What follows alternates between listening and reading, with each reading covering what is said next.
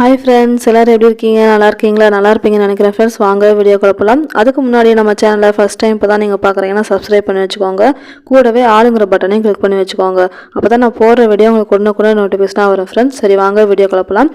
இன்றைக்கி என்ன டாபிக் பார்க்க போகிறோம் அப்படின்னு பார்த்தீங்கன்னா, பைப்பிங் வந்து பக்காவாக ஃபினிஷிங்காக எப்படி தைக்கிறது அப்படின்றத பார்த்துடலாங்க. வந்து பார்த்தீங்கன்னா பைப்பிங் வைக்கிறதுக்கு வந்து பார்த்தீங்கன்னா பீஸ் வந்து கிராஸ் பீஸில் தான் நம்ம கட் பண்ணணுங்க.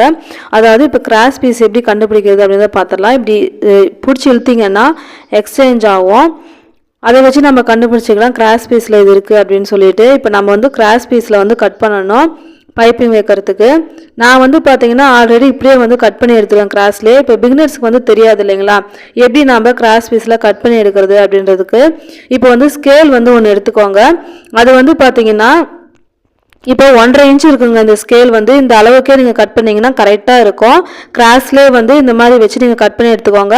பைப்பிங்க்கு எப்போவுமே வந்து பார்த்தீங்கன்னா கிராஸ் பீஸில் தான் வந்து நீங்கள் கட் பண்ணி வைக்கணும். அதுக்காக தான் கிராஸ் பீஸில் வந்து கட் பண்ணி எடுத்துக்கோங்க துணியை. கட் பண்ணி எடுத்துட்டு இப்போ எண்டில் வந்து பாருங்க நான் எப்படி கட் பண்ணுறேன் அப்படின்றத. மேலேயும் கீழேயும் இதே மாதிரியே கட் பண்ணி எடுத்துக்கோங்க. அப்போ தான் நம்ம ஃபினிஷிங் வந்து பைப்பிங் வந்து ஃபினிஷிங் வந்து பக்காவாக வரும். இதே மாதிரியே நீங்கள் கட் பண்ணி எடுத்துக்கலாம். இப்போ ஜாயிண்ட் வந்து எப்படி போடலாம் அப்படின்றத பாருங்கள். இந்த எண்ட்லேயும் கிராஸாக வச்சு ஒரு ஸ்டிச்சிங் வந்து போட்டுக்கோங்க. நீங்கள் வீடியோ பார்க்கும்போதே தெரியும். அந்த பீஸோட எண்டை பிடிச்சிட்டு அதை திருப்பி வச்சுட்டு அதுக்கு மேலே இன்னொரு பீஸை வந்து வச்சுக்கலாம். வச்சுட்டு அப்படியே ஜாயின் பண்ணிடலாங்க.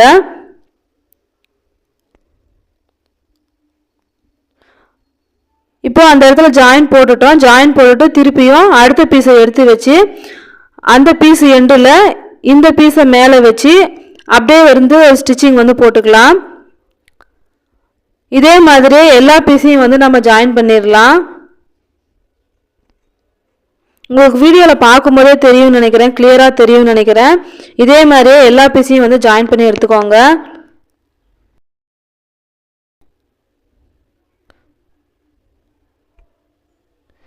இப்போ எல்லா பீஸையுமே இதே மாதிரி ஜாயின் பண்ணி எடுத்துக்கலாங்க. இப்போ ஜாயின் பண்ணி எடுத்துட்டு நடுவில் வந்து ஜாயின் கொடுத்துருக்கு இல்லைங்களா, அந்த இடத்துல நூலை வந்து சின்ன சின்னதாக கட் பண்ணி கொடுத்துடலாம்.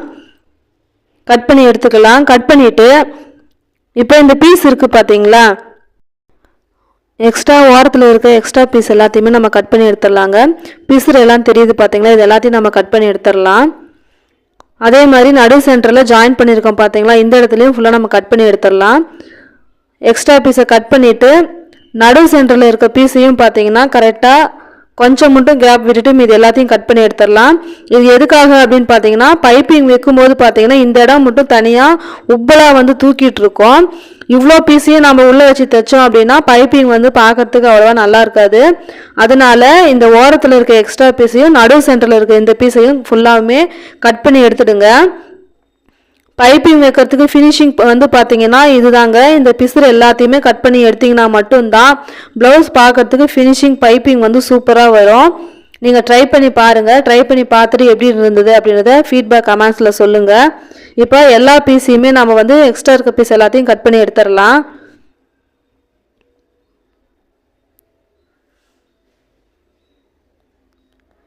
கட் பண்ணி எடுத்துட்டு இப்போ ஓரத்தில் வந்து நம்ம மடித்து தைச்சிக்கலாங்க. ஓரத்தில் வந்து மடித்து தைச்சிக்கலாம்.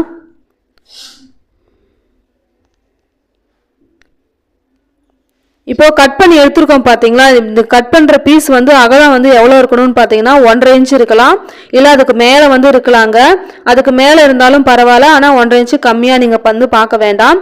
கட் பண்ணும்போது 1.5 இன்ச்சு இருக்கணும் தைக்கிறதுக்கு முன்னாடி. இப்போது 1/4 இன்ச்சு கேப்பில் ஓரத்தில் வந்து நம்ம மடித்து தைச்சிக்கலாம். சின்னதாக மடித்தா போதுங்க.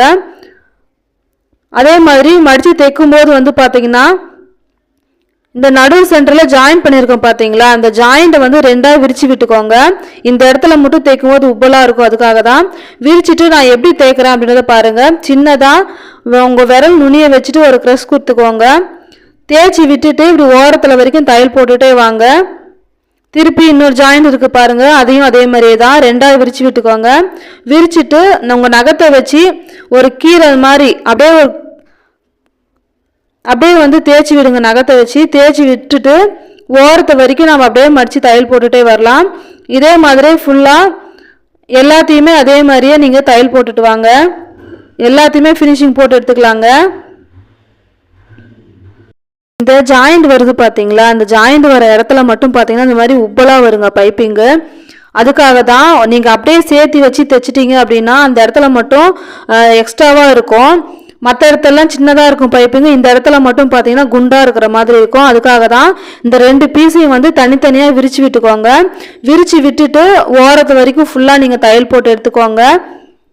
பைப்பிங் வந்து ரொம்ப பக்காவாக ஃபினிஷிங்காக வரும் இந்த மாதிரி தைக்கும்போது. இதே மாதிரி ஃபுல்லாக நான் ஃபினிஷிங் பண்ணிவிட்டு உங்கள்கிட்ட காட்டுறேன். இப்போ ஃபுல்லாகவுமே நம்ம ஸ்டிச்சிங் பண்ணி எடுத்துட்டோங்க. இப்போ வந்து பார்த்தீங்கன்னா மீதி இருக்க எக்ஸ்ட்ரா பீஸை வந்து கட் பண்ணி எடுக்க போகிறோம் நாம். இதோட அகலம் எவ்வளோ இருக்கணும், அதாவது கட் பண்ணதுக்கு அப்புறம் எவ்வளோ இருக்கணும் அப்படின்னு பார்த்தீங்கன்னா 3/4 இன்ச் அகலம் வந்து இருக்கணுங்க. ஏன்னா பைப்பிங் ஒரே அளவாக வரணும் அப்படின்னு நினச்சிங்கன்னா இது ஃபுல்லாகவுமே 3/4 இன்ச்சு கேப்பில் வந்து கட் பண்ணி எடுக்கணும். ஏன்னா பிகினர்ஸுக்கு வந்து தெரியாது இல்லைங்களா பைப்பிங் எதனால் வந்து வருது அப்படின்றது. இந்த அகலம் வந்து பார்த்தீங்கன்னா 3/4 இன்ச் இருக்கிற மாதிரி பார்த்துக்கோங்க. ஆரம்பத்தில் இருந்து முடிவு வரைக்கும் ஃபுல்லாகவுமே 3/4 இன்ச்சு தான் இருக்கணும். இதை நீங்கள் கவனித்து வச்சுக்கோங்க. அதாவது கட் பண்ணி நம்ம எடுத்ததுக்கப்புறம் ஜாயின் பண்ணும்போது 1/2 இன்ச் இருக்கணும். எக்ஸ்ட்ரா இருந்தால் கூட பரவாயில்ல, இதனால தான் நான் சொன்னேன். எக்ஸ்ட்ரா இருந்தாலும் பரவாயில்லைங்க, நம்ம கட் பண்ணி எடுத்துடலாம். நீங்கள் வந்து தைச்சதுக்கப்புறம் வந்து பார்த்தீங்கன்னா லாஸ்ட் எண்டு வரைக்கும் வந்து ஆரம்பத்துலேருந்து லாஸ்ட் வரைக்கும் 3/4 இன்ச் இருக்கிற மாதிரி வந்து பார்த்துக்கோங்க. பைப்பிங் வந்து நம்ம வச்சு ஸ்டிச்சிங் பண்ணுறதுக்கு முன்னாடி வந்து பார்த்தீங்கன்னா ஐப்பட்டியும் கொக்கி பட்டியும் பார்த்தீங்கன்னா ஒரே மாதிரி இருக்கா அப்படின்றத பார்த்துக்கோங்க. ஏன்னா பைப்பிங் தைச்சதுக்கப்புறம் எச்சு கம்மியாக வரக்கூடாது இல்லைங்களா. ஐப்பட்டியும் கொக்கி பட்டியும் ஒரே மாதிரியே இருக்கா அப்படின்றத பார்த்துட்டு அதுக்கப்புறம் வந்து பைப்பிங் தைக்க ஆரம்பிங்க. இப்போது 1/4 இன்ச்சு எக்ஸ்ட்ராவாக விட்டுடலாங்க. நெக் பீஸை வந்து எக்ஸ்ட்ராவாக விட்டுடலாம் பிசுறு தெரியாமல் மடித்து தைக்கிறதுக்காக. இப்போ வந்து பார்த்தீங்கன்னா பைப்பிங் வச்சு தைக்கிறதுக்கு முன்னாடி ப்ளவுஸ் பீஸை வந்து நீங்கள் எக்காரணத்துக்கு கொண்டு இழுக்கக்கூடாது. இப்போ இந்த வளைவு வருது பார்த்தீங்களா, இந்த வளைவுக்கு தகுந்த மாதிரி தான் இந்த ப்ளவுஸ் பீஸை வந்து நீங்கள் வச்சு நீங்கள் வந்து தைச்சிட்டே வரணும். அதை விட்டுட்டு ப்ளவுஸை வந்து இழுக்கக்கூடாது. நீங்கள் எக்காரணத்துக்கு கொண்டும் நெக் பீஸ் இருக்குது பார்த்தீங்களா, அந்த நெக் பீஸை தான் வந்து உங்கள் வளைவுக்கு ஏற்ற மாதிரி அட்ஜஸ்ட்மெண்ட் பண்ணி அந்த வளைவுக்கு ஏற்ற மாதிரி நீங்கள் வந்து தைச்சிட்டே வரணுங்க. என்னோட கையை வந்து பார்க்கும்போது ப்ளவுஸ் தைக்கும் போதும் வந்து பார்க்கும்போதே உங்களுக்கு வந்து தெரியும்னு நினைக்கிறேன். அந்த வளைவுக்கு ஏற்ற மாதிரி நெக் பீஸை மட்டும் வளைச்சி கொண்டுட்டு வாங்க. அதே மாதிரி இந்த ஷோல்டர் வருது பார்த்தீங்களா, ஷோல்டரில் வரும்போது வந்து பார்த்தீங்கன்னா பிசுறு வந்து கீழ்ப்பக்கம் பார்த்த மாதிரி வந்து தைச்சிட்டு வாங்க.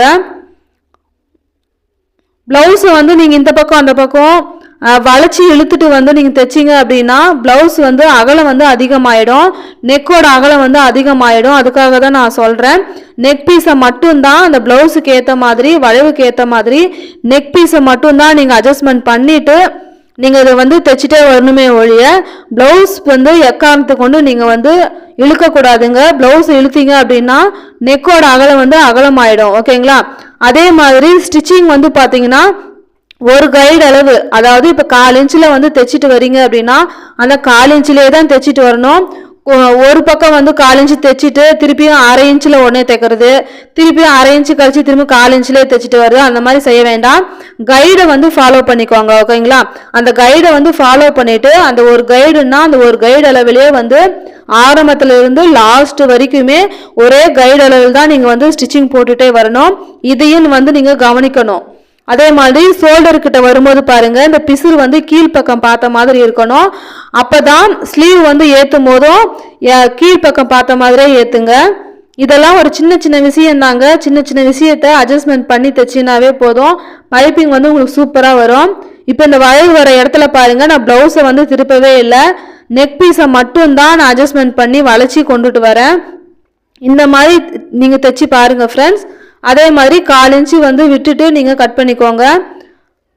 இப்போ எக்ஸ்ட்ரா இருக்க பீஸெல்லாம் கட் பண்ணி எடுத்துடலாம். அடுத்தது வந்து பார்த்தீங்கன்னா பைப்பிங் வந்து தைக்கிறதுக்கு முன்னாடி இந்த 1/4 இன்ச்சு விட்டுருக்கோம் பார்த்தீங்களா, அதை மடிச்சிக்கலாம். இப்போ இந்த பிசுறு வந்து பார்த்தீங்கன்னா பிசுறு வந்து மேல் நோக்கி இருக்கணும். அதுக்கு மேலே வந்து பார்த்தீங்கன்னா நெக் பீஸு இப்படி மடக்கி வச்சு வந்து தையல் போடணுங்க. அதே மாதிரி தையல் போடும்போது வந்து பார்த்தீங்கன்னா இன்னொரு தடவை காட்டுறேன் பாருங்க. வந்து பார்த்தீங்கன்னா மேலே பார்த்த மாதிரி இருக்கணும்.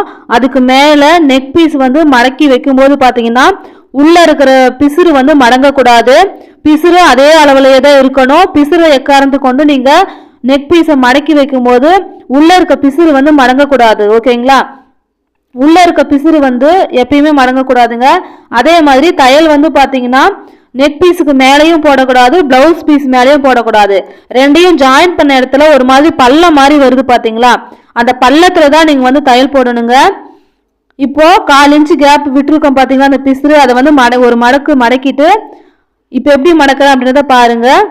நெக் பீஸை மடக்கிட்டு ஒரு தையல் வந்து போட்டுக்கலாம். நான் தைக்கிறத பார்த்தீங்கன்னாவே போதுங்க, உங்களுக்கு ஆட்டோமேட்டிக்காக நான் எப்படி தைக்கிறேன் அப்படின்றது உங்களுக்கு ஈஸியாக வந்து புரிஞ்சிடும். நம்ம சொல்லும்போது புரியல அப்படின்னாலும் வீடியோ நீங்கள் பார்க்கும்போது வந்து பார்த்தீங்கன்னா கிளியராக உங்களுக்கு புரிஞ்சிடும். திருப்பி இன்னொரு தடவை சொல்கிறேன், கேட்டுக்கோங்க. நெக் பீஸ் வந்து பைப்பிங் வந்து தைக்கும்போது வந்து பார்த்தீங்கன்னா பிசுறு வந்து இருக்குது பார்த்தீங்களா, பிசுறு வந்து நம்மளை பார்த்த மாதிரி இருக்கணும். அந்த பிசுறுக்கு மேலே நெக் பீஸ் வந்து மடக்கி அதுக்கு மேலே தையல் வந்து போடணும்.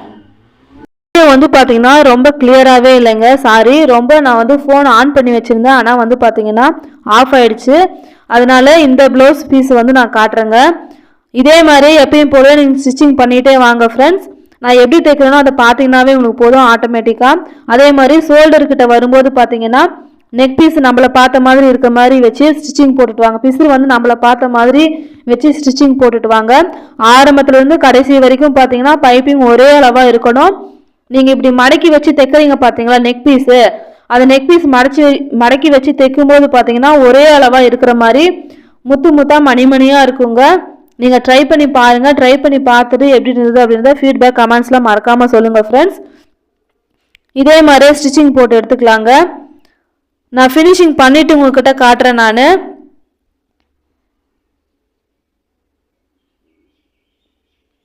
முடிக்கும் போதும் வந்து பார்த்தீங்கன்னா பிசுறு விட்டுருக்கோம் பார்த்தீங்களா, அதையும் எக்ஸ்ட்ரா இருக்க பீஸை கட் பண்ணிவிட்டு மடித்து பிசுறு தெரியாமல் உள்பக்கமாக மடக்கி வச்சு நம்ம தையல் போட்டு எடுத்துக்கிறேன். இப்போ ப்ளவுஸ் ஃபுல்லுமே நம்ம ஃபினிஷிங் பண்ணிட்டோம். எப்படி இருக்குது அப்படின்றத காட்டுறேன் பாருங்கள். பைப்பிங் வந்து சூப்பராக பக்காவாக வந்திருக்குங்க. இப்போ பேக் சைடு திருப்பி காட்டுற பாருங்கள், எவ்வளோ கரெக்டாக சூப்பராக வந்திருக்கு ஃபினிஷிங் அப்படின்ட்டு. அதே மாதிரி இன்னொரு விஷயம் பாருங்கள், ப்ளவுஸ் மேலேயும் பாருங்கள் பைப்பிங் எவ்வளோ அழகாக ஒரே மாதிரியே வந்திருக்கு. ஆரம்பத்துலேருந்து கடைசி வரைக்கும் ஒரே அளவாக வந்திருக்கு அப்படின்றது.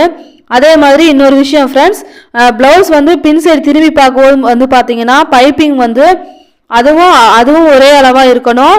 இப்போ பின்னாடி இருக்குது பார்த்தீங்களா அந்த பீஸு, அதை வந்து வெளியில் பக்கமாக நீங்கள் இந்த மாதிரி பீஸை வந்து நீங்கள் வெளி பக்கமாக தள்ளும்போது வந்து பார்த்தீங்கன்னா முன் சைடு பார்க்கும்போது அந்த பீஸ் எக்ஸ்ட்ராவாக வரக்கூடாது.